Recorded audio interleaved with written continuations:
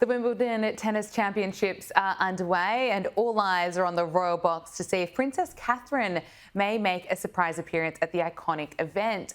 Reilly Sullivan is a reporter here at skynews.com.au and he's always across the latest headlines from the royal family. Reilly, great to see you. Great to see you. Wimbledon has kicked off and this week there are fresh hopes that Princess Catherine could show up in the Royal Box or possibly to hand out trophies during the finals. What's the All England club had to say about Kate actually making an appearance? Yes, so Wimbledon's underway. The tournament kicked off earlier this week and there are fresh hopes that Kate could come. Of course, she is the patron of the All England Tennis Club, and the club chair came out last week and confirmed that they have not yet found a replacement for this year's tournament. Therefore, they're working with Princess Kate and, obviously based on her health and her condition, about possibly, her fulfilling her role this year with the trophies, which would be so exciting.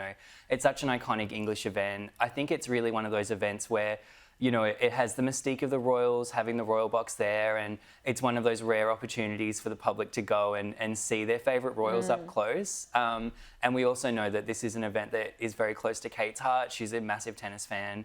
So I think everyone's just really hopeful that we'll be seeing her out on the court very soon. Absolutely. Fingers crossed. I hope to make it over there for Wimbledon one day and catch a glimpse of the Royals. Amazing. ESPN has announced that they'll honour Prince Harry with the prestigious Tillman Award for the service at the ESPY Sports Awards.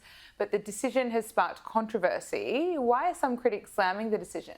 Right. Well, these ESPY Awards, they go on every year. They're hosted by ESPN. And they're kind of like the Oscars of the sporting world, but there are these sort of obscure awards that are not necessarily related to like a specific sport. And the Tillman Award's like a very prestigious honour. It honours a former NFL player who left the sport to go and fight in Afghanistan after 9/11, and unfortunately he died in combat. So, it's certainly, there's a sombre aspect to it, but it's really honoured. It's really given to people who do significant things in the charity world. And I think that for Harry, he's getting it in recognition of Invictus. I think that few people would argue that Harry's done some amazing work with veterans and with the Invictus Foundation, but certainly some people have come out. Piers Morgan was one, even family members of Tillman, and said that they didn't think it was appropriate that Harry's getting the award. Yeah. It's complicated, but you know what? I think as long as they're drawing attention to worthy causes, I don't really see an issue with it. Yeah, fair point.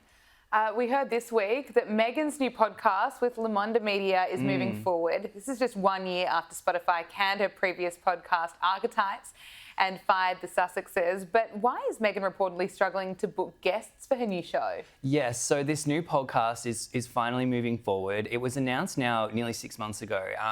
Of course, it was a year ago that Spotify fired the Sussexes. That ended in tears. Afterwards, an executive came out, called them effing grifters. It was quite colourful language. And to Meghan's credit, she's sort of picked herself up. She's inked this new deal for another podcast. It's with quite a niche company. It's not Spotify. It's not, the backing of Spotify. And apparently this is really what's making her struggle to book guests.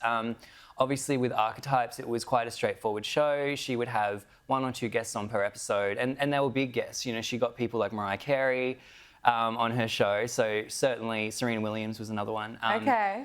So it was A-list talent. But with this new show, I guess when you don't have the backing of Spotify and maybe, it has been a few years now and the Sussexes aren't as necessarily in the media or as loved, I think she's struggling. But I reckon a good guess would be Priyanka Chopra Jonas, because we know that she's a close friend of Megan's even before Meghan was a royal. So one of her few friends from the before days, and she did an interview Priyanka on Archetypes. So I reckon that would be like a safe bet. But other than that, some people suggested maybe she could start interviewing like her Suits co-stars.